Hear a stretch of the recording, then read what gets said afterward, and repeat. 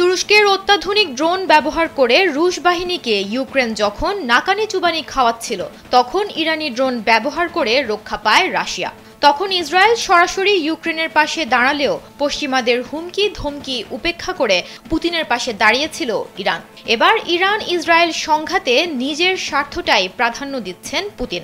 রুশ সংবাদ মাধ্যম তাসের প্রতিবেদন অনুযায়ী দ্বিপাক্ষিক চুক্তির ভিত্তিতে ইরানের পক্ষে রাশিয়া নিজেদের স্বার্থে কিছু ভূমিকা রাখলেও চূড়ান্ত পরিণতিতে পুতিন যে ইসরায়েলের পাশে থাকবেন সেই ইঙ্গিতই দিয়েছেন তিনি।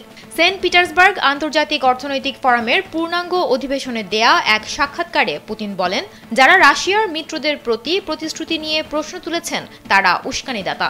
আরব এবং ইসলামী বিশ্বের সাথে রাশিয়ার সম্পর্ক ঐতিহ্যগতভাবে বন্ধুত্বপূর্ণ। তবে এ কথা স্পষ্ট যে রাশিয়ার প্রায় 2 মিলিয়ন মানুষ ইসরায়েলে বসবাস করে। ইসরায়েল প্রায় রাশিয়ান ভাষী একটি দেশ।